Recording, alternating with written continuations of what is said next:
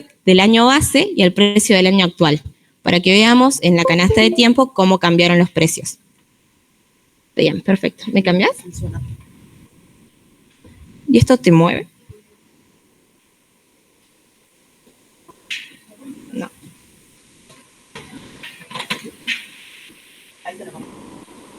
Bien. Yendo a la práctica. Para ver el índice de precios al consumidor, INDEC presenta varios índices de precios. Presenta, por ejemplo, índice de precios al mayorista, el que más se usa para cambiar de valores nominales a valores reales va a ser el índice de precios al consumidor. Lo que están viendo acá es la página del INDEC. En la página del INDEC van a ver, pues, si entran a este link les va a aparecer bastantes archivos que pueden descargar. El que vamos a utilizar es este. Índice de precios y variaciones porcentuales, mensuales, interanuales, según, bueno, cuando lean, descarguen. Está en archivo Excel y en archivo TSV. ¿Qué va a pasar con el INDEC? INDEC desde 2007 hasta 2015 estuvo intervenido. Por lo tanto, la recomendación de este mismo INDEC y de entes internacionales es que no se usan ese índice de precios, lo cual está bastante mal, pero por eso, desde la cátedra, nosotros les pasamos un índice de precios empalmados. El índice de precios empalmados lo que hace, comentario al margen, es agarrar, aparte del índice que presentaba INDEC, que estaba intervenido y en quien no se tiene confianza, índice de precios presentados por otros organismos. Y con eso construye una serie, utilizando los que presentan desde 2016, que sí son confiables, y los de este año intervenidos para armar a una serie que no es lo ideal, no es lo óptimo que haya estado intervenido, pero que puede funcionar y que ya se la vamos a cargar. Es un Excel. Sí. Me preguntaban que algunos van a usar la tasa de pobreza también, que tienen que caracterizar la parte social. Bien. Ahí tiene el mismo problema, que la tasa de pobreza 2007-2015 está, o no la publicaban o estaba mal calculada. Entonces, vamos a tener que pasar nosotros la tasa nacional estimada propia. Bien. Y ellos traten de adaptar la provincial, y esto más o menos en relación abierta la nacional y la provincial antes y después del apagón de datos, que mantengan la misma relación. Bien. No. Le deberían dar la tasa nacional. Ellos tienen que analizar 2005 o 2003. 2015. ¿Los pueden analizar este 2016? Sí. Un solo año les toca. Sí. Bueno, la tasa de pobreza del 2000. Bien. Bueno, si no se escuchó en el Meet, lo que estamos hablando es que el mismo problema que tiene el INDEC de estar intervenido lo va a presentar en 2015, con los datos de tasa de pobreza que algunos grupos quieren usar. Por lo tanto, les vamos a pasar la nacional y tienen que ver qué relación tiene con la tasa de pobreza provincial y estimarle de 2015. Podríamos, cuando les pasemos el Excel, capaz que hacemos algún ejemplo numérico, por si eso no se entiende.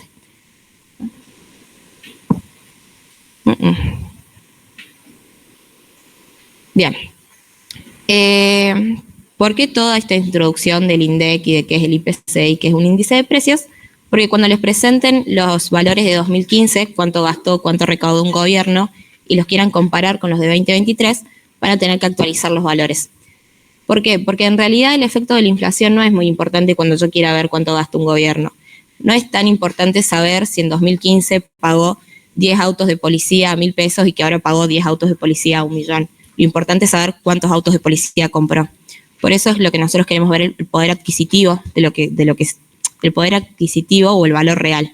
Y es por eso que vamos a actualizar o desfactar las variables. Cuando nosotros queramos actualizar valores, vamos a ver que nosotros tenemos, acá esta anotación es mía, nosotros podemos tener, puse gasto, podría ser cualquier unidad económica, vamos a tener el gasto del año 15, esto se está quedando sin pilas, por eso no anda. Vamos a tener el gasto del año 15 con los precios del año 15, lo que ven acá. Que eso va a ser igual a la multiplicación de las cantidades que se adquirieron en el año 15 por los precios. Para actualizarlo, expresando los precios de 2023, solo lo vamos a multiplicar por los precios de 2023 y dividir por los años del año 15. Por lo tanto, lo que nos va a quedar son las cantidades del año 15 valuadas a precios de 2023. Eso, lo que vemos con precios, lo van a cambiar con el índice de precios anual. El índice de precios anual se va a utilizar desde el índice de precios empalmado que les vamos a pasar y que el anual simplemente es el promedio simple del índice de precios de 12 meses. Eso está cargado, se los pasamos. No sé si lo quieres pasar al grupo para que lo vean y me avisen. Si hay algún problema con el cálculo de promedios simples, puede ser que me haya equivocado yo. Lo que está bien cargado es el valor de los datos mensuales del índice de precios. Bueno, y cuando nosotros tengamos variables expresadas en los precios del mismo año, es cuando los podemos comparar. En cambio, cuando nosotros hablamos de deflactar una variable, lo que estamos haciendo es sacarle el efecto inflación. Deflactar una variable es técnicamente expresar un valor de un periodo de tiempo en uno anterior. Por lo tanto, acá tenemos lo mismo. Tenemos el gasto producido en el año 23 a precios del año 23, que van a ser las cantidades por los precios. Los podemos multiplicar por los precios del año 15, dividir por los precios del año 23, y lo que me va a quedar es el gasto en 2023 a precios de 2015. Cantidades 2023 por precios de 2015. Es bastante simple. En el Excel, cuando se agarren la mano con fijar, desfijar, correr fórmulas, se hace bastante rápido. Está bueno lo de actualizar valores, de hecho acá no les va a aparecer, pero algo que podrían hacer en el trabajo es, por ejemplo, un gráfico de barras a valores constantes de cuánto gastó, por ejemplo, en personal, una provincia. Y así pueden ver la evolución de la serie de forma bastante fácil e intuitiva.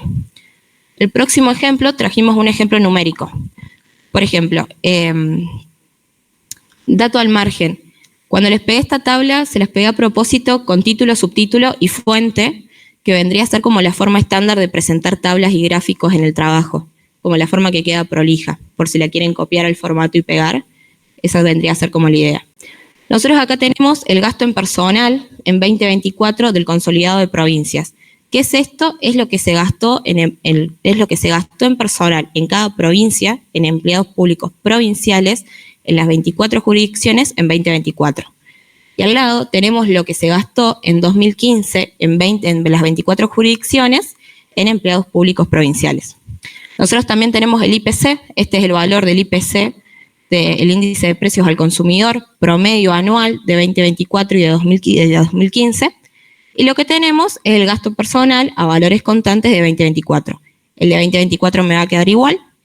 El de 2015, por lo que vemos, si nosotros tenemos en cuenta todo el proceso inflacionario, me va a quedar en 15 millones. Pasa de 500.000 a 15 millones.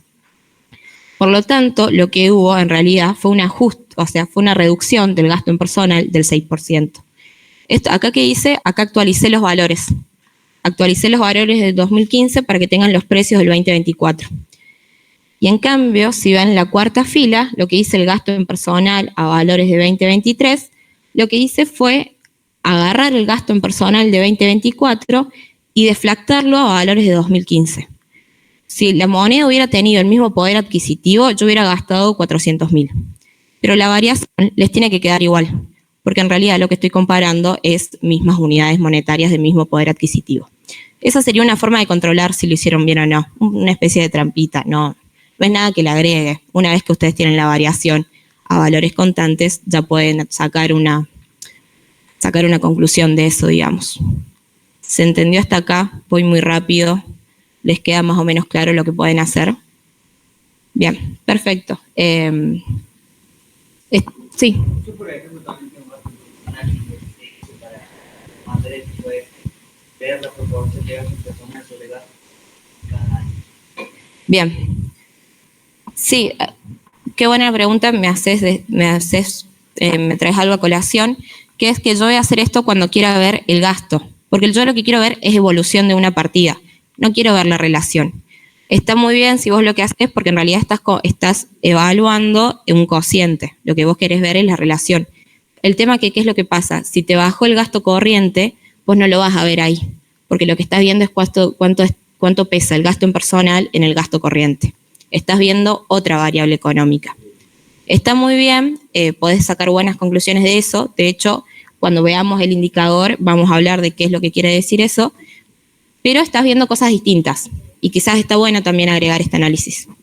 ¿Queda claro? Genial. Yo, bueno, como no estaba esto de los datos de 15, Sí. entré a la página de RA y ahí publica presentación y yo usé eso para calcularlo. Qué bien. qué trabajo. Pero sí, o sea, sí, acláralo metodológicamente y yo creo que cualquier cosa habla con el chico que tengas de tutor de cripto, le decimos que lo tenga en cuenta porque ya lo trabajaste. Calculo que está bien, ¿no? Sí. Nosotros tenemos datos de de 2017 en adelante, lo que era el 2016. Bien. 2015 y 2016 promocionamos con IPC anual. Hace bastante que lo hicimos todo. Porque CEPAL en una época usaba los datos oficiales de Argentina y se lo criticaba por eso. Porque hubo un lío con eso. ¿Viste que los datos que sean confiables? Durante un tiempo largo la CEPAL usaba los datos oficiales de Argentina. Pero todo el mundo ya sabía que estaban tergiversados. Inclusive hubo un movimiento a nivel de la oficina de Buenos Aires del CEPAL. Sacaron a varios económicos de nosotros. Probablemente tuvo que ver con todo eso. En algún momento habrán usado otros datos y quizás ahora lo han actualizado, pero por eso, si vos te acordás que la presentación del CEPAL, te digo. Ahora lo vuelvo a mirar. ¿Qué años son? 15, 20. La inflación me parece que fue 28, 25%. Ahí. ¿Cómo sí? Ha sido 28. Y en el 16, pues, y por 32. 32. Porque yo tengo Preséntame el anual. básicamente descuentado por eso. O primero el mensual. Bueno, para que veas, este es el Excel que vamos a pasar, porque quizás tenés armado el Excel con lo que hiciste y solo es cambiar el valor de una celda. Sí, por eso por ahora Sí. pero si puedo ver. Sí, imaginé.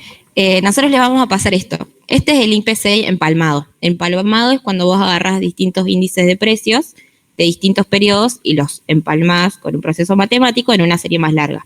¿Por qué? Para no utilizar los intervenidos por el INDEC. Esto es lo que les vamos a pasar. Este es el promedio de IPC empalmado mensual. Después, si se van a la página trimestral, van a tener por trimestre. Yo sé que tienen cuatrimestres presentadas en app. No tuve en cuenta eso. Si ustedes quisieran hacer cuatrimestres, tendrían que hacer promedios por 4. Si no, bueno, podemos charlarlo. Pero lo más importante es que si ustedes van al anual, a la hoja anual, acá ya tienen el IPC promedio. O sea que si usaron otro IPC, con cambiar este IPC en el que usaron de ese palo del BCRA, tendría que estar, les tendría que quedar bien la base y la serie. Puede ser, se arreglaría así, o seguís teniendo mucho trabajo. Los chicos que tenían problemas con eso. De manera de cambiar un dato y listo. Ya, perfecto. Creo que ahí quedaría el análisis del tratamiento del tiempo en los que son variables económicas, teniendo en cuenta, como dijo el compañero, que si ustedes ven cocientes, como estás comparando unidades monetarias sobre unidades monetarias, no vas a tener el efecto del precio, estás viendo una relación. No hace falta pasar a valores constantes. Pero si ustedes quieren ver el valor de una partida, sí va a hacer falta hacer todo esto. Así que nada, si quisieran hacer gráficos de ingresos corrientes, de gasto en capital, de inversión pública, gasto en salarios, salario promedio, para comparar años, es importante que sean constantes, más porque hay años con mucha tasa de inflación. Creo que queda ahí.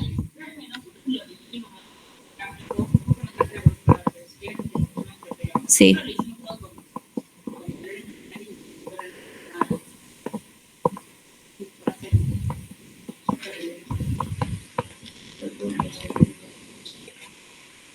Tiene que usar, hacer un cociente. Lo que dijo él recién, por ejemplo, gastos empezaron sobre ingresos corrientes. En el mismo año, ahí no importa que usen nominales o corrientes, porque es cociente. Los dos están inflados. Ahora, si tienen que analizar en un periodo de tiempo la variable, no es cociente, sino la variable suponte gasto en personal o ingresos corrientes por separado, nominalmente le van a dar cualquier cosa. Porque con la tasa de inflación argentina, nada, va a ser un gráfico donde la línea sube muy rápido. Sí. Ahí sí o sí lo tienen que hacer constante. Entiendo, se le debe haber pasado la tutora. Perdón, pero si ya tienen los datos anualizados, que creo que era un problema que para 2023 no estaban anualizados los datos, no sé si los sacaron de DENAP o de dónde. Bueno, si tienen los datos anualizados, es bastante fácil fijar una celda y corregirlo. Podés agregar el análisis nominal porque ya lo hiciste, pero a veces, por ejemplo, si nosotros quisiéramos hablar de los ingresos, lo nominal un poco no tiene mucha incidencia en las conclusiones económicas que vos quieras sacar. O para ver si un nivel de gobierno ajustó el gasto o no, y no tiene mucha incidencia si lo ajustó porque, o sea, nunca te va a dar que lo ajustó porque subieron mucho los precios. Entonces, para ver la conclusión económica es importante que sea constantes. Llegó tarde la indicación, les pido mil disculpas. Pero bueno, esto que les quería contar. Una vuelta que nosotros tengamos valores constantes, vamos a poder hacer variaciones. ¿Qué son las variaciones? Lo que les mostré recién, que el gasto a veces bajaba 6%. Ahora están muy en boca de todos para ver cuánto se ajusten los niveles de gobierno o no, si aumentan los ingresos, si bajan los gastos, si sube el superávit. ¿Qué es lo que pasa con las variaciones? Las variaciones son una comparación y se pueden comparar unidades en distintos modelos de tiempo. Y también es importante qué variación van a utilizar, depende de lo que quieran mostrar. Los 4 ejemplos de variaciones que les trajimos es la variación interanual. ¿Por qué está buena la variación interanual? La variación interanual lo que les va a medir es el cambio porcentual de una variable en un trimestre específico con el mismo mes o trimestre del año. ¿Por qué está bueno? Porque no tenemos lo estacional. Un ejemplo saliendo del sector público. Si yo quiero ver el gasto de una familia tipo en diciembre, siempre me va a dar que gastaron más que en noviembre porque tienen las fiestas. El gasto tiene un componente estacional muy grande que te va a hacer que crezca el monto. Pero eso no significa que las familias argentinas gastan más. No es un cambio de la conducta económica. Para compararlo bien, tendríamos que hacer la variación interanual. Y es por eso que les trajimos más ejemplos también traídos del sector público, que a veces se usa la variación interanual para no tener en cuenta el componente estacional. La variación acumulada refleja el cambio porcentual de una variable desde el inicio del año hasta un mes o periodo específico. Por ejemplo, hay ciertos portales que van a tener datos el último dato disponible es junio o es agosto. Entonces, lo que está bueno usar a veces es la variación acumulada interanual que les va a comparar enero a septiembre de 2024 con enero a septiembre de 2023. Si usan DENAP, el último dato es el primer trimestre de 2024. Así que generalmente van a usar la interanual o la intercuatrimestral. La variación intercuatrimestral es que mide el cambio porcentual entre 2 trimestres consecutivos del mismo año, por ello, si hay cambios estacionales de cuatrimestre, no los va a tener en cuenta. Y la variación mensual compara con el mes inmediato anterior, por lo tanto tampoco es el ejemplo de la familia tipo de Navidad. Un ejemplo en el sector público es, por ejemplo, que en junio y en diciembre en Argentina se pagan los aguinaldos. Si yo comparo junio con mayo, voy a tener un aumento en el gasto de salarios que no representan una suma del salario real. Lo que voy a tener es un componente estacional. Pero bueno, si yo quisiera ver, por ejemplo, si hubo un cambio desde el 10 de diciembre al 10 de enero, voy a usar la variación mensual. Depende de lo que yo esté viendo y de cómo lo quiera ver. Ahora que hay tantos cambios estructurales o tantos cambios en la coyuntura argentina, a veces se usan este tipo de variaciones en los estudios que se hacen. Siguiendo. Con eso estarían los conceptos preliminares, más o menos los que les estoy diciendo, que en algún lado ya lo escucharon de alguna otra materia y les va a ir a sonar a todo repetir. Esta parte de la clase va a ser más de dónde sacar los datos y de dónde trabajar. Por lo tanto, si ustedes ya vieron o si me estoy equivocando o si hay algo que les haga ruido, me avisen. Pero bueno, quería saber más o menos cómo vamos, si les parece útil, si voy rápido, lento.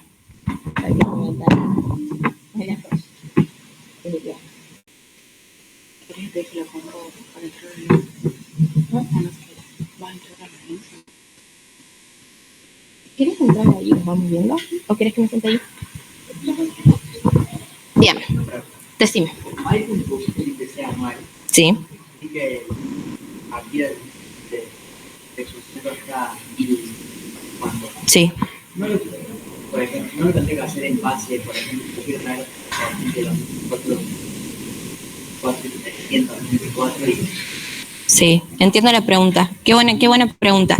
Recién cuando mostré el Excel, un compañero veía que cuando yo tenía 2015 tenía el valor 63. Ustedes han visto que los índices de precios arrancan en 100, porque el índice de precios suele arrancar en el año base, en 100 y crecer. No está así porque ese índice de precio no lo hice particularmente para acá, es un índice de precio que se utiliza y que arranca en el año 2000, creo.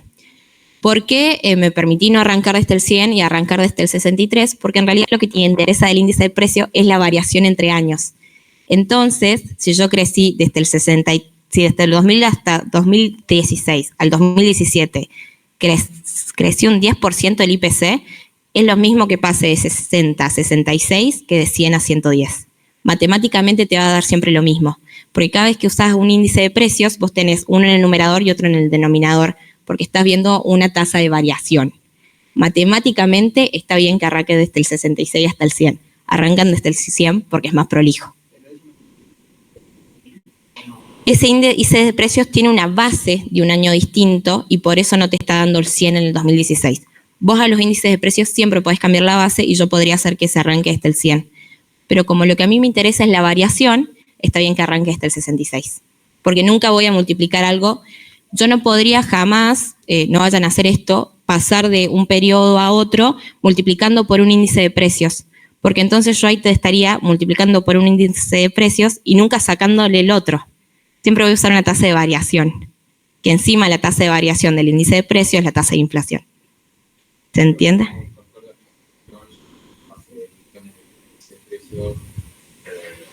El índice de precios más cercano por el más viejo menos 1. ¿Hacías eso?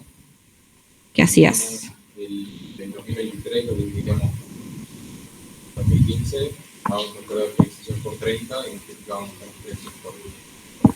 Bien, está bien. O sea, estás sacando una parte de la multiplicación afuera, digamos. ¿Se entiende? Mira, ¿puedo volver? Sí, o sea, los índices de precios anuales no quedaron igual porque los criptos sí nos pasó esa tabla. No, quiero ir a la diapositiva de actualización. Por lo que entiendo que estás haciendo, estás agarrando un gasto y lo estás multiplicando por un valor de actualización que sería precios de 2023 dividido precios de 2015. Ese es tu valor de actualización. Estás haciendo lo mismo, digamos, pero matemáticamente separas una parte del producto. Pero ¿se entendió por qué no empieza con 100 y por qué estaría bien que los índices de precios? Bien, perfecto. No, de nada. Bien, yendo a dónde están las bases de datos. La última vez que hablamos mucho de páginas provinciales y no de una misma fuente de datos para todos, ¿se acuerdan? No sé si alguien estuvo en esa clase. Bien. ¿Por qué pasó eso? Porque las páginas provinciales, desde 2017, con el consenso fiscal, las páginas provinciales y toda la información de las provincias se condensa en DENAP. DENAP lo que va a hacer es juntar la información de las provincias y presentarlas de forma homogénea. Porque lo que les pasó a ustedes, si todos tenían datos en una página provincial, las páginas provinciales no eran iguales y no las podían comparar. Lo que va a hacer DENAP es presentarlas de manera homogénea para permitir el control, para permitir la transparencia, para permitir la gestión y los va a presentar. Eso es de la última página con la que deben trabajar. ¿Qué es DENAP? DENAP es la Dirección Nacional de Asuntos Provinciales, entidad que depende del Ministerio de Economía de la República Argentina. Si ustedes entran, van a tener esquemas presupuestarios, información e indicadores del gasto en personal, información relacionada con la cantidad de habitantes y el indicador del gasto medio mensual.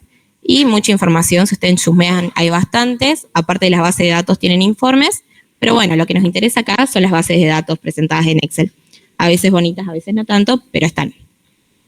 En la siguiente diapositiva, lo que va a estar es, esto es lo que abren, si abren el link de DENAP, esto es lo primero que aparece.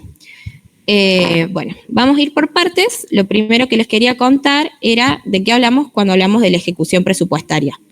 ¿Ustedes vieron DENAP y entraron acá ya o no llegaron a esa parte? Sí, ya sé que trabajaron un montón, así que supuse que ustedes sí, pero los otros, ¿entraron a DENAP o quieren que entremos ahora? ¿No hace falta? Bien, perfecto. ¿No hace falta? ¿No entraron?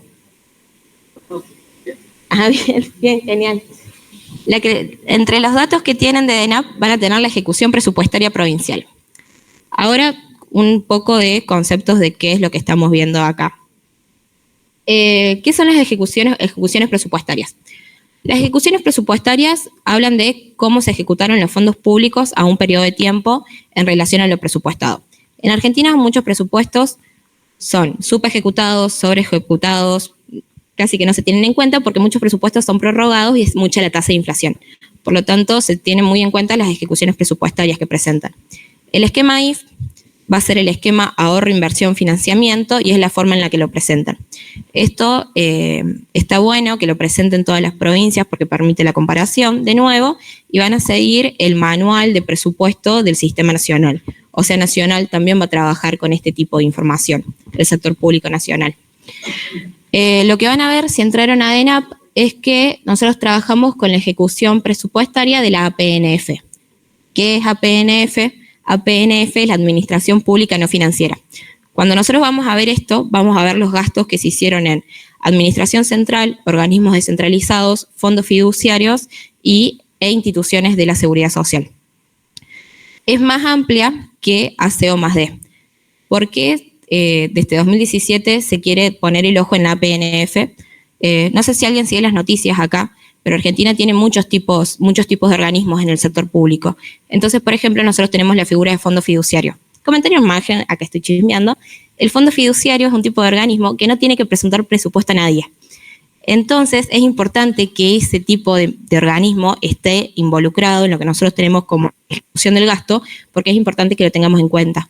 Por eso, este 2017 y este 2005 están disponibles los datos, hablamos de APNF y no de Administración Central más organismos descentralizados, que nos están dejando un montón de cosas afuera y que es importante cuando nosotros queremos hacer un estudio económico. De todas formas, ¿por qué DENAP sigue apareciendo ACO+D? Porque es muy larga la serie de datos. Nosotros tenemos 2005 en APNF y en ACO+D tenemos 1983. Entonces, si la gente necesita hacer un estudio un poco más largo, está bien que esté ACO+D. Bien, perfecto. ACO+OD es Administración Central más organizaciones descentralizadas, o sea que nos está quedando afuera la figura de fondos fiduciarios y las instituciones de seguridad social. Cuando ustedes trabajaron con páginas provinciales, las páginas provinciales van a tener quizás en cuenta las empresas públicas, que en algunas provincias pesan mucho, y otras o menos. Pero bueno, si utilizan DENAP, quizás lo más abarcativo es la PNF. Último dato de color es qué es lo que se nos presenta. Cuando nosotros hablamos de la ejecución presupuestaria, en realidad no se nos presenta lo que sale de la caja de las provincias. Lo que se nos va a presentar es el ingreso percibido, es decir, que todo impuesto, toda forma de recurso que tuvieron las provincias se va a presentar en la ejecución. Pero no van a presentar el gasto que pagaron. El presupuesto puede estar en crédito, en compromiso a pagar, en devengado o pagado. El compromiso a pagar y el presupuestado, el crédito, el compromiso a pagar van a ser anteriores al devengado, que es lo que presenta. Yo voy a tener devengado cuando yo tengo la obligación contable de pagar, pero no lo pagué todavía. Y de hecho, no hace falta que yo lo pague este trimestre, ni este cuatrimestre, ni este año, sino que lo voy a pagar en otro momento de tiempo. Y ahí es donde nace otro problema, que es la deuda flotante. Hay gastos que están desvengados, que acá nos van a pagar, que todavía no están pagados y que corresponden a la deuda flotante del Estado, que no se va a ver en esta ejecución, pero que en algunos niveles de gobierno es bastante importante. Esos son todos los conceptos que puse acá para tratar.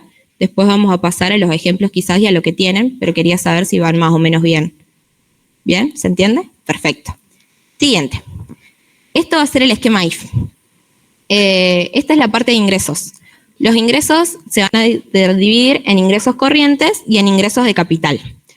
Ustedes cuando quieran ver los ingresos corrientes son aquellos que se corresponden a todos los ingresos que tienen los niveles en la operación normal del gobierno, y en ingresos de capital van a ser aquellos adjudicados, aquellos condicionados a las actividades de capital, que son, capital, la inversión bruta, la inversión financiera, las transferencias de capital y otros. Por ejemplo, los recursos propios de capital. Bueno, ahí voy por partes. Bien, si vamos a ingresos corrientes, son los ingresos corrientes que tiene un nivel de gobierno. ¿Se imaginan más o menos qué puede haber acá? Tipo, ¿qué pueden ser los ingresos de un gobierno?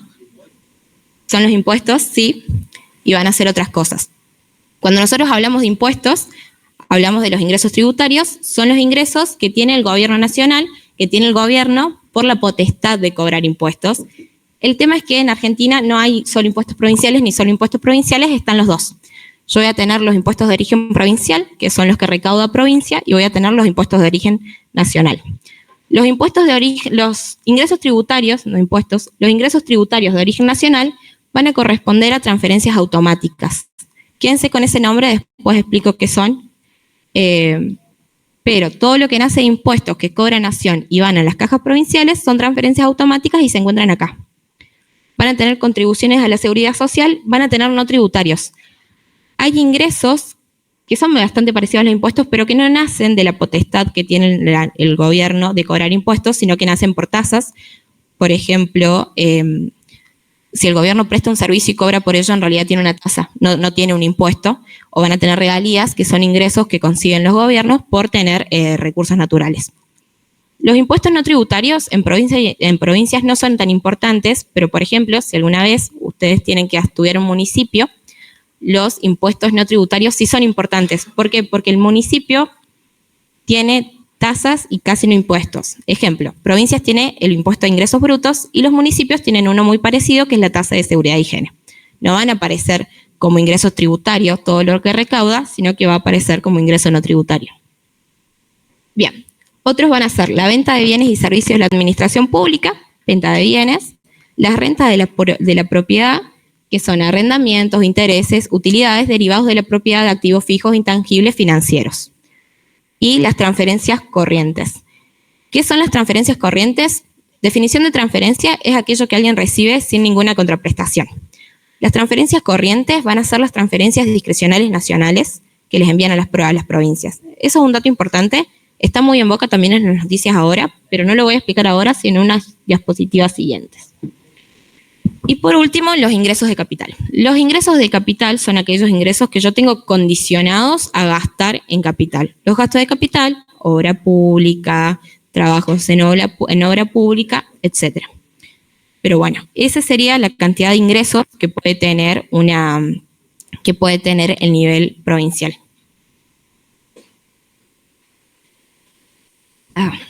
Y que resumiendo, la división más importante es la división que se hace entre corrientes y capital. Hasta ahí, todo lo que recibe, decime. Sí.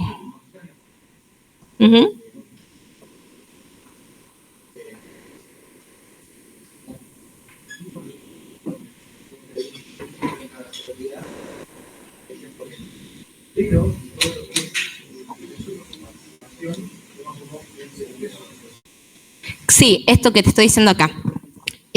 Ahora voy a hablar de recursos, pero la coparticipación en realidad lo que hace es que Nación cobra un montón de impuestos, como sabemos, por ejemplo, cobra IVA, y la plata del IVA no se la puede quedar toda a Nación si tiene que llegar a las cajas provinciales que tienen que gastar en escuelas, hospitales, qué sé yo. Esos impuestos son impositivos, esos recursos son impositivos, nacen de un impuesto, pero no nacen de un impuesto provincial, sino nacional.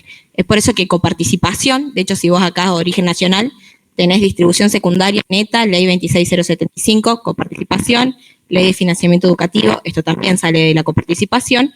Otros de origen nacional son leyes especiales que el Estado Nacional tiene para repartir los ingresos de los recursos por impuestos entre las cajas provinciales. Ahí está. Por eso te aparecen recursos impositivos. Está bien que sea así. ¿Se entendió? Bien, perfecto. Una pregunta, profe, ¿y las transferencias discrecionales que no van por el lado de coparticipación, en qué apartado quedarían? Las transferencias discrecionales las vas a encontrar acá, en transferencias corrientes, pero no toda transferencia corriente es una transferencia discrecional. ¿Por qué? Porque en transferencias corrientes yo puedo tener transferencias del sector externo, transferencias del sector privado, por ejemplo, que una empresa done al gobierno, y transferencias del sector público, que van a ser las del sector nacional u otros entes del sector público. De todas formas, en unas diapositivas yo traje donde se ven las transferencias discrecionales, pero no las podrías ver directamente en el esquema IF que presenta ENAP. ¿Se entendió? Sí, clarísimo. Bien, perfecto. Pero si están dentro de acá. Bien, eso por la parte de los ingresos. Decime.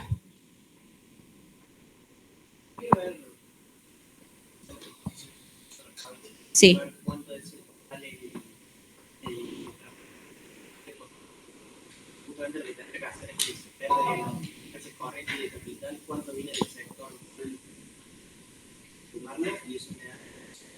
Sí, ¿sabes qué me da gracia? Que justo, o sea, yo vine, preparé la clase y dije, esta va a ser la pregunta más difícil que me hagan, porque si se las tengo que explicar es un garrón. Justo la hiciste, así que me da gracia.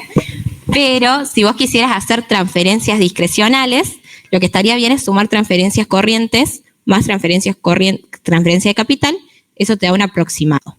Hay una forma, no como ingreso de las provincias, sino como gastos del Estado Nacional, en ver en qué son las transferencias discrecionales.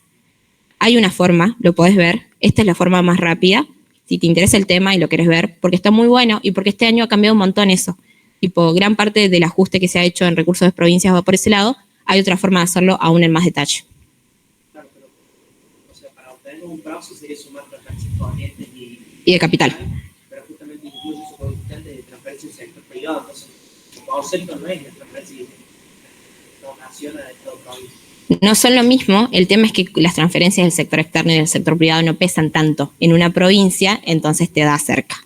Estaría bien que hagas ese dato, de hecho creo inclusive que es un indicador.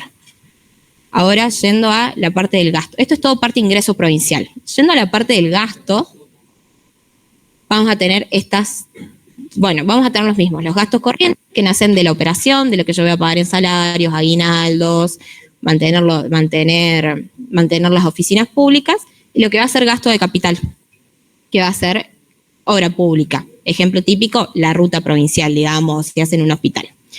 En los gastos corrientes yo voy a tener gastos de consumo. Acá lo más importante que creo que tenemos es el gasto de personal. Lo que yo voy a tener de dato personal no es todo lo que se gasta en empleado público en una provincia, es todo lo que se gasta en empleado público provincial. Es decir, que me faltarían los empleados públicos nacionales que residen en una provincia y los empleados públicos municipales que residen en toda la provincia. Pero el dato está bien, si aclaran eso, que eso es lo que se gasta, lo que gasta el gobierno de Córdoba, por ejemplo, en personal. Después tienen bienes de consumos y los servicios que se gastan para la operación del gobierno. Después van a tener las rentas de propiedad. Acá en rentas de propiedad, cuando lo tienen como gasto, lo tienen como ingreso y gasto. En rentas de la propiedad como gasto yo voy a tener intereses de la deuda, que va a ser importante y de hecho es lo que van a usar para calcular después los resultados. Las deudas que contraen los gobiernos provinciales, que también contraen deuda, van a estar incluidas ahí. Van a tener prestaciones a la seguridad social y van a tener transferencias corrientes al sector privado, al sector público y al sector externo. ¿Por qué les aparecen transferencias corrientes como en ingresos y gastos? Porque las provincias también tienen un sistema de coparticipación. Tipo, si Nación les pasa a provincias le tiene que pasar a municipios también. Y es por esto que en transferencias corrientes ustedes tienen al sector público, que van a ser municipios, al sector privado, que van a ser que van a ser empresas privadas si tercerizan algún servicio, y al sector externo si tienen que pagar algo. En tanto gasto de capital, que es la segunda desagregación grande de la IF, ustedes van a tener la inversión real directa, inversión que conocemos, el ejemplo de la ruta, van a tener las transferencias de capital, porque ustedes le pueden pagar a una empresa para que haga una ruta, van a tener el sector público, porque el gobierno de Córdoba le puede dar a algún municipio para que gaste exclusivamente en obras de inversión, y eso va a ser una transferencia condicionada que va a entrar en gasto de capital. Y por último van a tener la inversión financiera. Todos esos, sí. Los intereses que va a pagar la provincia van a estar acá en rentas de la propiedad. ¿Está bien? Genial, perfecto. Hay otras cosas también en rentas de propiedad, pero va a estar ahí. Y esos son todos los gastos que les va a presentar el AIF. O sea, toda la información que tengan en DENAP de los gastos va a estar acá. Aquí estamos hablando del esquema presupuestario que está por objeto del gasto. Dato de color, si alguien quiere. Lo que no les traje acá es que hay varias formas de organizar el gasto de lo que gasta un gobierno. Esta es por objeto de gasto, pero también podría hablar de lo que gasta por función. Cuánto se gasta en servicios sociales, cuánto gasta en educación. Eso también está en DENAP. Está al lado, si quieren lo vemos, si alguien tiene interés en eso. De hecho, creo que DENAP hasta les presenta gráficos si quieren sacar idea de los que hacer. Bien, perfecto. Ese es el esquema AIF. Ahora, si vamos a la última parte, ustedes van a tener ingresos totales, gastos totales. Gastos primarios. En el gasto primario yo no estoy teniendo en cuenta lo que pago por intereses de la deuda. ¿Por qué? Porque quizás yo quiero ver el desempeño de un gobierno de turno y no quiero ver quiero ver el ajuste en el gasto de ese gobierno, sin tener en cuenta lo que va a tener que pagar de deuda por una deuda que no contrajo. Por eso está bueno ver gastos primarios. Voy a tener el resultado financiero va a ser ingresos totales menos gastos totales, o sea que acá sí estoy teniendo en cuenta los intereses de la deuda, y voy a tener resultados primarios, donde como resto ingresos totales, gastos primarios, no tengo en cuenta los intereses de la deuda. Y eso es el esquema IF y más o menos lo que se usa para ver cuánto ingresa y cuánto gasta un nivel de gobierno y que estaría bueno que esté en el trabajo. ¿Se entendió? ¿Alguna duda? ¿No? Bien, perfecto. Ahora vamos al otro tema. Cuando nosotros hablamos de ejecución presupuestaria, estamos viendo los ingresos y los gastos. Pero yo podría tener especial interés en ver qué es lo que ingresa a una provincia. Si quiero ver qué es lo que ingresa en una provincia, visto de este DENAP, yo voy a tener los recursos tributarios provinciales. Estos son los recursos que hablamos que nacen de la potestad del Estado de tener en cuenta de dónde nacen, de tener en cuenta los ingresos que nacen de la potestad de cobrar impuestos. Los recursos tributarios provinciales van a poder hacer de la provincia la recaudación que tiene una provincia y van a ser recursos nacionales, es decir, aquello que recauda nación y va a las cajas provinciales. Por eso les traje este esquemita que dice los recursos tributarios provinciales, de origen nacional, de origen provincial. Esto es lo que tenemos en recursos nacionales. Tenemos las transferencias automáticas. Las transferencias automáticas van a salir por la ley de coparticipación. ¿Se sabe más o menos lo que es la coparticipación? La coparticipación es la ley que dice, Nación está cobrando muchos impuestos, pero esos impuestos a veces, inclusive por cuestiones legales que no voy a ahondar, pero que los abogados ahondan mucho, que no pertenecen, no estarían en el derecho de la Nación de cobrarlos, sino que pertenecen a las provincias. Es decir, que la Nación va a devolver esos impuestos a las cajas provinciales. Cuando devuelve esos impuestos, se llama ley de coparticipación, si es la primera. El tema es que Argentina es bastante complicada y necesita devolverlos por otros lados. De hecho, hay una anécdota de un profe, o sea, yo no lo tuve, ustedes tampoco, se llama Ernesto Resk, que dice que una vuelta estaba hablando con un inglés y dice, Argentina es un lío, tienen un laberinto de impuestos. Resulta que sí, y lo que hicieron fue ponerle el laberinto de impuestos directamente a la página nacional. O sea, si nosotros queremos saber lo que son los impuestos, tenemos que ir a una página que literalmente se llama laberinto, y que es esta, si la Guada lo muestra, porfis. Estos son los impuestos nacionales que tienen que ir a provincias, son un desastre, y bueno, para seguirlos, no vamos a seguir todos porque qué garrón, pero si quisiéramos ver cómo actúan, son más o menos así. Nosotros tenemos que el IVA se cobran el IVA cuando hacen una compra. La plata que va del IVA tiene que ir a AFIP en un 1,9. De la plata que queda va 1% a la seguridad social. De esa seguridad social tienen que pagar jubilaciones en ANSES y las jubilaciones de las provincias que pagan jubilaciones porque no transfirieron las cajas. De ahí una parte va a ir a lo que se llama la masa coparticipable. La masa coparticipable es la cantidad de impuestos que junto a Nación y que les va a dividir provincias por esta división. De ahí un porcentaje va a ir a provincias, un porcentaje va a ir a Nación y un porcentaje va a ir a lo que es aportes al Tesoro Nacional, un porcentaje va a ir a CABA. Todo este laberinto que tienen que hacer es para ver las transferencias automáticas. Obviamente no lo van a hacer, pero si quieren ir a DENAP está cuánto recibe por transferencias automáticas cada provincia. Las provincias automáticas tienen un índice, de hecho no sé si alguien vieron las jornadas de los otros días, se habla mucho de que Nación recauda esta cantidad importante de impuestos y estos se dividen en provincias en un porcentaje que todavía no se discutió, no tenemos ley de coparticipación. Entonces, un problema bastante grande de Argentina es que habría que ponerse a hablar de hacer una ley y de cómo va esto, que es bastante complicado y que podría ser más simple, a las cajas provinciales. Pero eso es el dato de color, la ley de coparticipación, y lo que quiero explicar es por qué son transferencias automáticas. Las transferencias automáticas tienen una ley, tienen un respaldo. Van a la caja de provincia porque los percibe Nación y una vez percibidos van automáticamente a las cajas provinciales. El problema no es tanto eso, es lo que hablamos recién de transferencias discrecionales.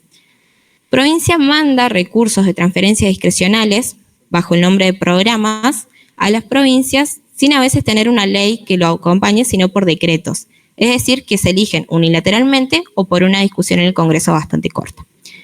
Ese es el problema de las transferencias discrecionales, que son lo que se ajusta en 2023 y que ustedes vieron en el AIF como corrientes y de capital. ¿Por qué pueden ser las transferencias discrecionales? Pueden ser, por ejemplo, hubo transferencias discrecionales para los docentes, hay transferencias discrecionales para hospitales, hay transferencias discrecionales para los incendios. Por ejemplo, ahora que Córdoba tiene bastantes incendios, es posible que haya transferencias discrecionales de la Nación para guardar la provincia en situaciones de ese tipo de emergencia. Esto es lo que va a recibir, si se ve, lo que van a ver en DENAP, si tienen transferencias automáticas, van a ver todo esto que es, van a tener un recursos de origen nacional de la provincia que va a ser lo que van a recibir por esta coparticipación y por las leyes especiales. No se asusten, vayan a la provincia, columna de total, es lo que recibieron después de este laberinto gigante. Y eso es lo que quería hablar. Pregunta de cartón de pasión. Sí, totalmente. Que lo dibujen. Pero, no, es chiste. Alguien lo repitió, pero es chiste. Para que no lo anoten. Bien, volviendo. Es un montón esto. Si les estoy dando un montón de información, les pido 1000 disculpas. Pero bueno, espero que hagan alguna anotación y que les sirva para el trabajo. Volviendo a los que tengan de recursos, para atrás, esos son los que pueden tener de origen nacional. Las transferencias automáticas, que le hacen el laberinto de coparticipación, y las transferencias discrecionales, que se eligen en los gobiernos, y que de hecho es un tema bastante en las noticias, que el gobierno actual no ha mandado tantas transferencias discrecionales, porque bueno, si se quiere ajustar el gasto, es cierto que los programas de transferencias discrecionales eran un montón, y que no era algo automatizado. De hecho, fue uno de los primeros recortes que se hicieron en el 2024. Hoy en 2024 las transferencias discrecionales que hacen el gobierno suelen ser para los hospitales provinciales, como el Garrahan, que si bien residen en una jurisdicción, va gente de todo el país y es por eso que Nación les envía los montos de transferencias discrecionales. ¿Por qué no se incluyen en el presupuesto? Porque los presupuestos tienen que presentar un monto de flexibilidad y porque también hay estudios económicos que dicen que distintos gobiernos de distintas ideologías han aumentado o no las transferencias discrecionales. Les das al gobierno una flexibilidad que tendría que estar puesta en el presupuesto y podés abusar o no de ese recurso, digamos. No hay una respuesta teórica. Todo eso se hace a través del Banco Nación. Todo esto se hace a través de la administración pública del sector nacional. La operación contable, Banco Nación. Así que se llama el golpeo porque todos los días se cambia. A medida que entra la recaudación, los mismos días se cambia. No se la queda, la Nación no se la queda ni un día. Lo hizo así porque si no habría discrecionalidad y demoraría en enviar la plata. Es el golpeo diario. Hay una planilla diaria, ¿no? Que a veces la miramos. Sí, eso es lo que quería comentar, la pregunta de recién. Argentina tiene una herramienta muy copada que se llama presupuesto abierto, que se actualiza todos los días. Vos todo el día podés ver lo que Argentina ejecuta. En esto está, si vos buscas por programa, las transferencias discrecionales, que son las enviadas a cada provincia. Trabajarlo es un poco más difícil, a menos que sepas todos los programas, se suele trabajar con programación. Pero bueno, si llegan a querer saber cuánto se envía por esto o compararlo cuánto se envió el año pasado con este, que también es algo muy interesante, les podemos mandarles los programas, por qué programas se dejaron de mandar. Por ejemplo, algunos programas que estaban acá es el FONIT de docentes, los recursos, los barrios populares, los hospitales, muchos educativos, cuáles se dejaron de mandar y cuáles no. Es un ejercicio interesante para ver más o menos lo que pasó en 2024. Pero dato de color. Bien. Seguimos.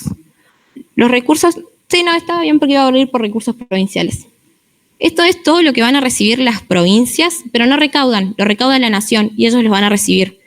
Lo recauda la Nación o es recurso de Nación o es recurso nacional. Mientras que los recursos tributarios provinciales, los de origen provincial, van a ser los impuestos directos o impuestos indirectos y son típicamente 4. La recaudación provincial se basa en ingresos brutos, hasta en sellos, en automotor e inmobiliario. Hay otros impuestos, por ejemplo, Cava tiene otro que se llama ABL, pero casi el 100% de la recaudación se concentra en esto y es muy fuerte la incidencia que tiene ingresos brutos. Hay provincias que llegan a tener 70, 80 de porcentaje de ingresos brutos, lo cual es un problema porque es un impuesto controversial y porque vamos a ver que no está bueno que toda tu recaudación dependa de un solo tipo de impuesto. Podemos seguir. Acá tenemos el laberinto de la coparticipación y por último tenemos lo que vamos a ver de deuda pública provincial. Las provincias tienen acceso a los mercados de crédito, van a contraer deuda. Si ustedes entran a ese botón, lo que van a tener es el stock de deuda y el flujo de deuda. El flujo van a ser los servicios que pagan, cuánto van a pagar de intereses, creo que está el cuatrimestral también, y el stock de deuda es cuánto les queda por pagar a un momento de tiempo. Eso es lo que pueden ver todo en DENAP. Hay otras cosas en DENAP que no las tuvimos en cuenta. El sector público provincial, el sector público municipal es todo lo que hace el municipio, está hasta 2022 actualizado. Si tuviéramos que ver los miles y miles de municipios en la Argentina, está bastante complejo y por eso capaz es que no los han actualizado este DENAP. La información económica provincial, donde tienen otros datos que no son tan de finanzas públicas, y la normativa que junta DENAP de las distintas provincias. Con esta introducción un poco densa y pesada, es todo lo que más o menos podrían encontrar en DENAP. No sé si les queda alguna duda. Si les queda alguna duda y me fui por las ramas y quieren preguntar algo súper conciso, por favor háganlo, porque son cosas más operativas quizás. Pero no sé, si no hay nada podemos seguir. Bien, perfecto. Siguiendo a un poco de ejemplos de lo que van a poner en el trabajo práctico para hablar de la vulnerabilidad fiscal de una provincia. Nosotros vemos en un trabajo hecho por Marcelo, y hay también bastante literatura en el tema, vemos que la vulnerabilidad fiscal se define como qué tan apto va a ser el gobierno o cuál es el riesgo que el gobierno tiene para afrontar o no los objetivos macroeconómicos que tienen. Un gobierno puede tener como objetivo macroeconómico tener déficit cero, puede tener como objetivo macroeconómico hacer un porcentaje de inversión pública, puede tener distintos objetivos macroeconómicos. Depende los objetivos macroeconómicos típicos, que son mantener un cierto nivel de actividad o tener un presupuesto equilibrado, son los que suelen determinar si hay vulnerabilidad fiscal o no. La vulnerabilidad fiscal va a tener la posición fiscal inicial. Si venimos de años muy malos no podemos mejorar de golpe, de los riesgos fiscales de corto plazo, de la sostenibilidad fiscal de largo plazo y de la debilidad estructural. En la vulnerabilidad fiscal nosotros vamos a tener distintos indicadores, que son los que se hablan de cocientes, vamos a tener un monto, vamos a hablar de indicadores. Por lo tanto, capaz que en esta parte no va a ser tan común deflactar o actualizar datos. En lo que vamos a ver de los indicadores, el paper que tienen en la unidad 2, creo, cargado, va a tener 10 indicadores. Nosotros trajimos los que van a sacar directamente de DENAP. De todas formas, los datos se pueden obtener, están publicados en algún otro lado. Pero los que trajimos para exponer van a ser los siguientes. El primero, que creo que era recaudación de ingresos brutos más recaudación de sellos sobre ingresos corrientes. ¿Por qué se tiene en cuenta de esto? Por lo mismo que les dije. Si toda la recaudación del gobierno depende de un solo impuesto, va a ser bastante fácil que eso empeore de golpe. Además, ingresos brutos en Argentina es un impuesto bastante perjudicial. Si yo le estoy grabando a una empresa lo que gana por ingreso y no la ganancia, si la empresa se está fundiendo pero tiene unas ventas de cosas bastante caras, igual les voy a estar cobrando un montón. Es por esto de que desde el 2017 ingresos brutos se intenta bajar. Hay bastante debate de bajar las tasas de ingresos brutos de las provincias. Por lo tanto, es bastante llamativo si una provincia depende tanto de ingresos brutos. Ese vendría a ser el primer indicador. ¿De dónde lo van a sacar? De recaudación provincial de DENAP, del ROP, se llama, creo, recaudación de recursos, bueno, no sé cómo se llama, recaudación provincial de DENAP, va a estar entran a DENAP, circulito de recaudación o de recursos propios, descargan, los van a tener dividido en 4 o 5 impuestos. El siguiente indicador, en relación a los ingresos también, van a ser las transferencias discrecionales sobre el gasto total. Lo que preguntaban recién, claro, no entiendo por qué lo preguntan. Las transferencias discrecionales, que van a ser las transferencias corrientes.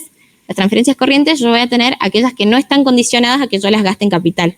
Porque también Nación puede pasar a una provincia y decir, yo te paso tal monto de plata, vos sí o sí lo vas a gastar en la construcción de un hospital. Eso van a ser las transferencias discrecionales de capital. Para hacer esto voy a sumar las corrientes, las de capital, en un año, lo voy a dividir por el gasto total de la provincia en X años, siempre del mismo periodo y nada más.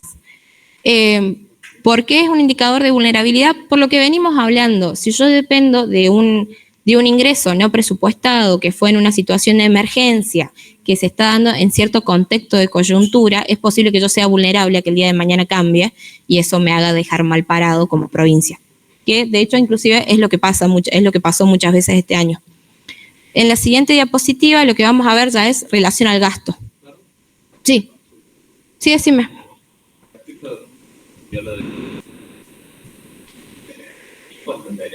Hay ingresos brutos. Sí. Cuando hablas de impuestos más distorsivos,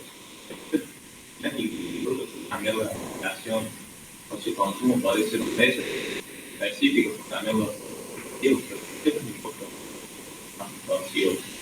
¿Se dan cuenta? No, Pregunta teórica, dicen acá. ¿Qué distorsivo? ¿Cómo preguntó? ¿Qué otros impuestos distorsivos hay, además de los que cambian los precios? Impuestos específicos, ¿qué caracteriza a unos impuestos que sean más o menos distorsivos? Bueno, eso va a ver capítulo 6, pero todos los impuestos son distorsivos, salvo los que no cambian los precios relativos. ¿Cuál es el único impuesto que no cambia los precios relativos? ¿Cómo? El LAMSAM o el SUMATIC. Un impuesto distorsivo cuando cambia los precios relativos, porque al cambiar los precios relativos cambia la decisión de las personas. El bien que se encareció se consume menos a causa de que le aplican un impuesto. Se cambia la decisión de las personas o de las empresas. Ahora, todos son distorsivos en ese sentido, menos el LAMSAM.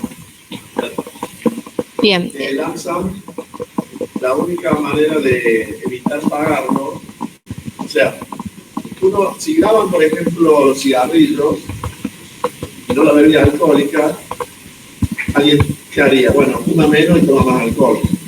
Se cambia la distorsión. Perdón, cambia la decisión. Algo que era óptimo antes del impuesto cambia después. Entonces, ¿cómo se evita pagar el impuesto a cigarrillos? Por ejemplo, tomando más alcohol. Si ese fuera el sustituto. En cambio, en un LAMSAM, un impuesto per cápita, por ejemplo, igual para todos.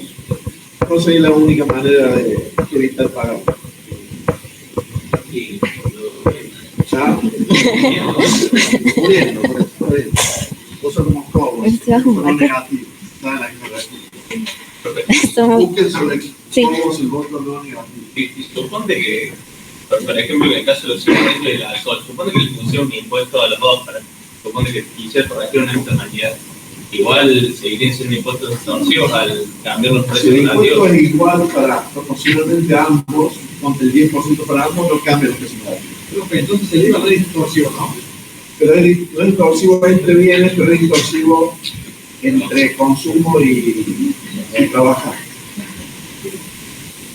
Porque al grabar el consumo rinde menos el salario, entonces genera un desincentivo a trabajar. Como dice otra vez. El único impuesto que no cambia los precios relativos es el LAMSAM, que es la manera de nadie se va a morir para no pagar. Ahora, en los hechos uno habla de impuestos más distorsivos que otros. Porque si no todo sería distorsivo lo que se usa en la práctica. Por ejemplo, el impuesto al cheque es muy distorsivo porque la gente, para evitar pagarlo, de todas empresas o personas que hacen transacciones por mucho dinero, como lo pueden evitar pagarlo haciendo transacciones en efectivo, lo eluden, eso no es evadir, sino eludir. A veces contratan camiones de caudales para comprar el dinero, con tal de no pagar el impuesto al cheque, ¿cierto? Porque cuando es muy alta la cifra, contratan un camión de caudales. Quiere decir que ahí, con tal de no pagar el impuesto, alguien genera un gasto que es totalmente improductivo, que es trasladar el dinero en un camión. Está dispuesto a pagar un gasto improductivo como ese, con tal de no pagar el impuesto. Ahí se nota bien la distorsión. Que genera costo de transacción al lícito. Por impuesto a las exportaciones, que desincentiva exportar. muy distorsido por eso. En el sentido de que es bueno exportar. Se desincentiva exportar, es malo. Y si no, todos los impuestos son en mayor o menor medida distorsivos. Hay algunos que son peores que otros. Profe, ¿tú te dijiste que no es distorsivo en bienes el IVA si depende del bien en un determinado porcentaje? ¿Cómo?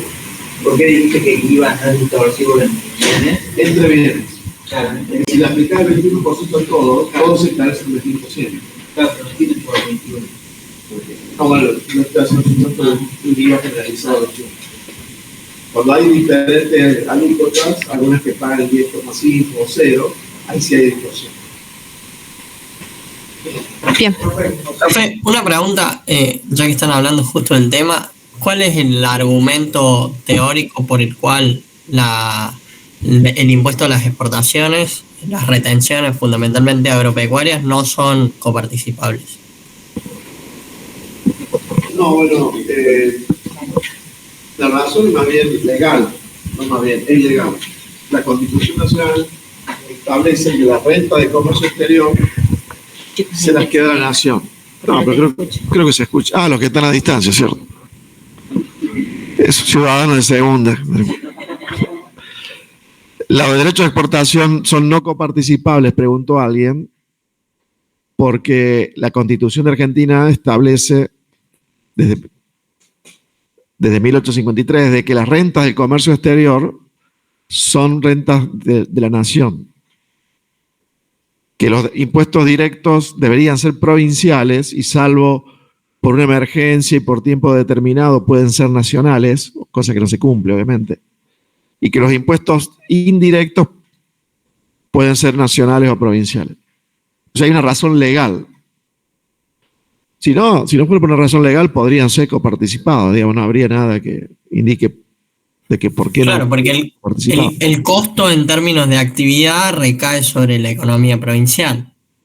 Sin embargo, el financiamiento va a las arcas nacionales. Pienso fundamentalmente en las retenciones agropecuarias, que, por ejemplo, la provincia de Córdoba es una provincia altamente productiva en términos agropecuarios para la exportación. Sin embargo, ese es un clásico reclamo de los gobernadores de Córdoba, de decir, bueno, esa masa impositiva no vuelve a la economía local y se va a la nación y nunca vuelve, digamos.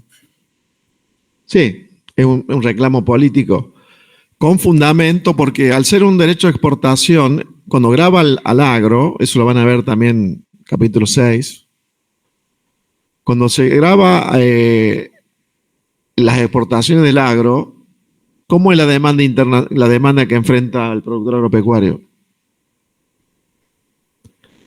De acuerdo a lo que vieron en el micro, ¿cómo es la demanda que enfrenta un productor agropecuario? Horizontal. Es competencia perfecta, es horizontal. Entonces, ya vamos a ver, o quizás lo han visto en micro, que cuando se aplica un impuesto con una demanda totalmente inelástica, el impuesto se lo terminan trasladando al consumidor. Si se aplica un impuesto al consumo de un bien con demanda totalmente inelástica, al impuesto de los hechos lo termina pagando el consumidor. En cambio, cuando se aplica un impuesto a las ventas sobre una demanda totalmente elástica, horizontal, el impuesto va para atrás. En ese caso lo termina pagando el agricultor. Todo. Por más que a lo mejor el derecho de exportación se lo cobran al exportador, que puede ser Cargill, Dreyfus, ACA, que son los que exportan, pero se lo terminan descontando del precio al productor agropecuario porque enfrenta una demanda totalmente elástica. Y bueno, como los productores están en alguna provincia, evidentemente esa plata sale, uno puede identificar de qué provincia sale, digamos. Y sale más de las provincias donde se producen más los bienes grabados, como la soja, que tiene una alícuota del 33%. Córdoba, Santa Fe son grandes productores de soja. Sí, obviamente que castiga a estas provincias. No coparticipar los derechos de exportación. Bueno. Sí.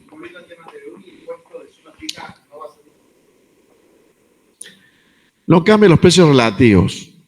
Pero estoy pensando en el aire, por ejemplo, si yo al consumo de Terra pongo 10 pesos de impuestos, estaría modificando el precio de ya estaría. Pero eso no es un impuesto lump sum. Un impuesto lump sum es cuando todas las personas pagan lo mismo, el mismo monto. Lo que vos estás diciendo es un impuesto específico que es diferente de ad valorem. El IVA es ad valorem, es un 21% del valor.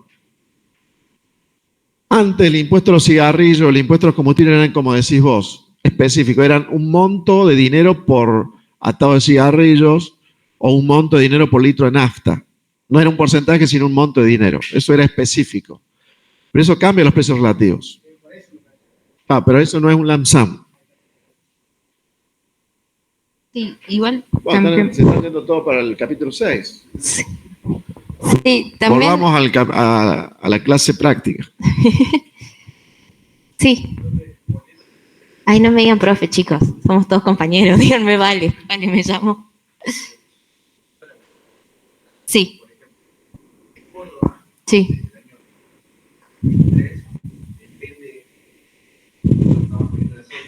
Sí.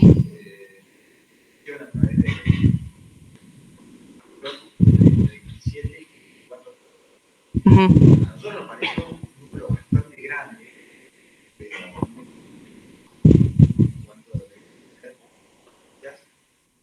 Claro.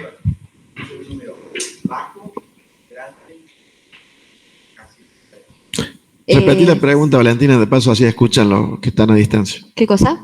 Repetí sí, la pregunta, bien. así la escucho bien John y los que están a distancia. Bien, un compañero estuvo trabajando con la provincia de Córdoba. Lo que nota él es que los ingresos por coparticipación son el 30% de los ingresos corrientes o totales, no sé de cuál, de los ingresos corrientes, y me preocupa si eso no está mal y si ese es un número bajo, mediano o grande, y que se hace la pregunta de cómo serán en las otras provincias. ¿En si Córdoba un 30? ¿Qué? ¿En Córdoba un 30? Un 33, dicen.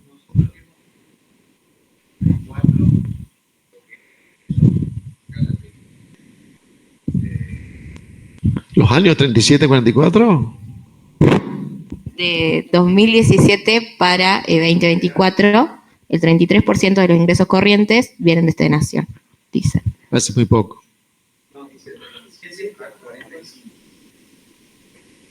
Para mí esos son los ingresos propios con respecto a los totales, no los de coparticipación. No. ¿Vos decís coparticipación solamente o todo lo que es nacional? Porque todo lo que viene de la nación es coparticipación, otros ingresos tributarios que son automáticos, y si ponen lo discrecional hay que sumar las transferencias corrientes de capital. Para mí la suma de todo eso da más o menos el 60%. De todas maneras, si la suma de todo da 60, la coparticipación debería ser más o menos el 80% de eso, 8%. Me parece que debes tener algo mal. Bien. ¿Ah? Sí, lo que yo quería comentarte respecto a la vulnerabilidad fiscal es que no es tan grave que una provincia dependa de las transferencias automáticas, porque estos son ingresos que le corresponden. No son ingresos decididos en algún mes o por alguna emergencia o en alguna ocasión especial. Son ingresos que históricamente recauda Nación y le corresponden a las provincias. Entonces, si es un número grande en ciertas provincias, no está tan mal. No es un indicio de vulnerabilidad fiscal, al menos en la bibliografía obligatoria que tenemos. Así que... Lo que también puede ser, como vos decís, ustedes están usando la APNF, y la APNF incluye también como ingresos a lo de los aportes de las jubilaciones. Quizás por eso quedé, pero lo mismo me parece.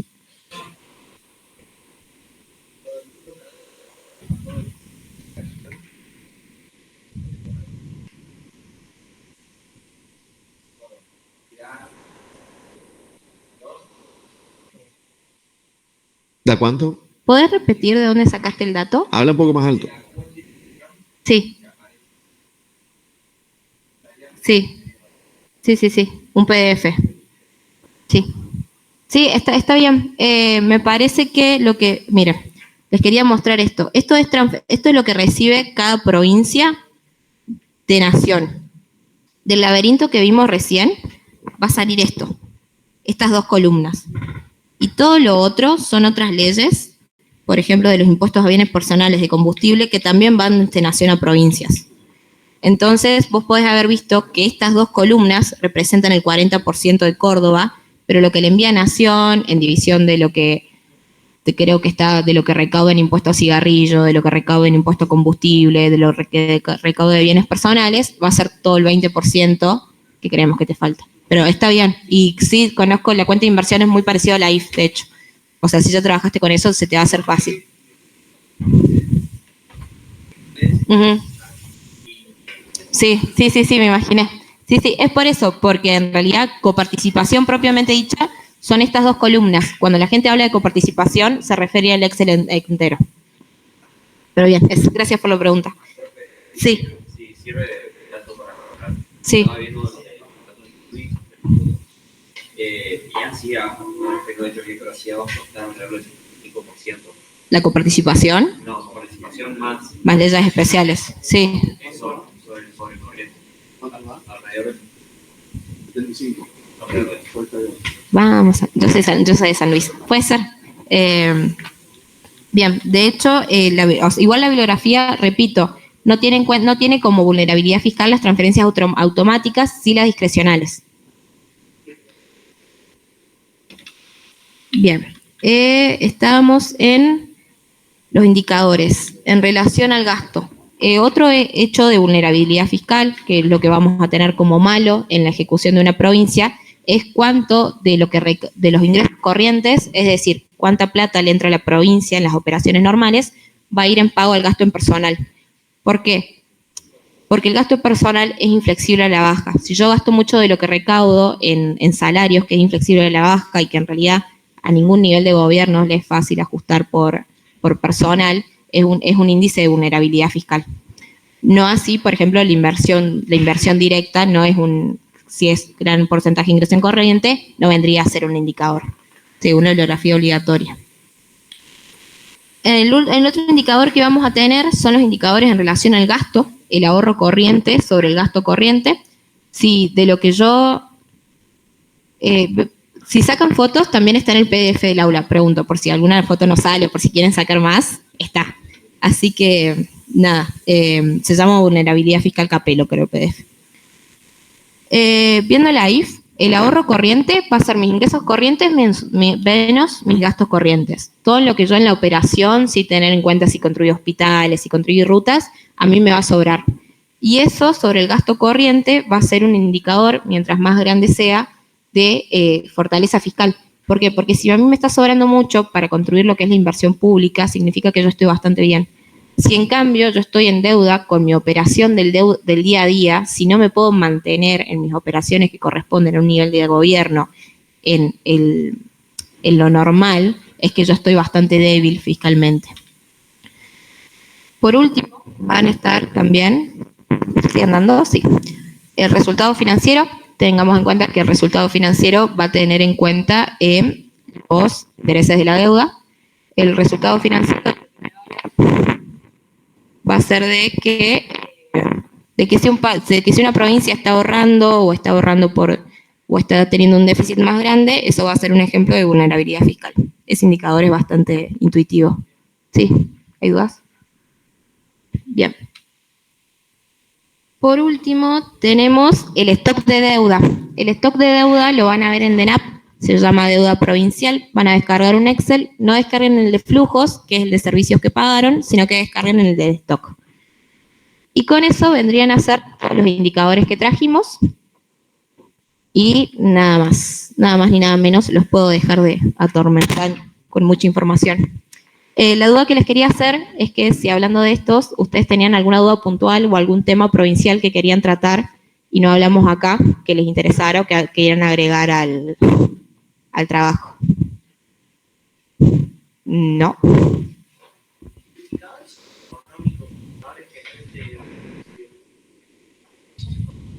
Sí. Ahí entraría todo lo que tiene que ver con la pobreza propiamente dicha, provincia, nivel de otras variables no pueden.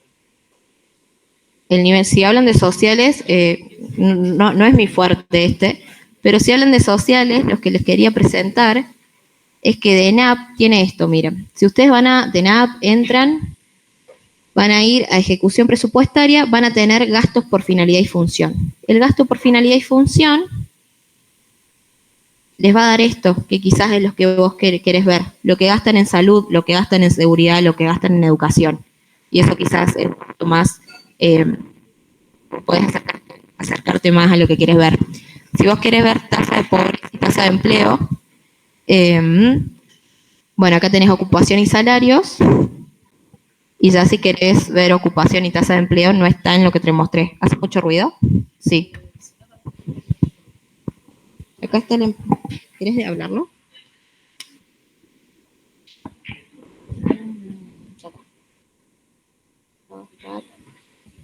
Bueno, otra cosa que les quería mostrar es que acá van a tener la producción, van a tener empleo, van a tener datos de educación, salud y condiciones de vida para chusmear y ver si quieren hablar de indicadores socioeconómicos.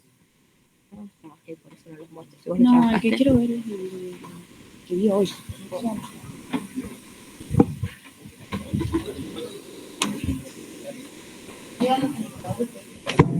¿Alguien más o algo? ¿O les interesa algún tema en particular que quieran ver?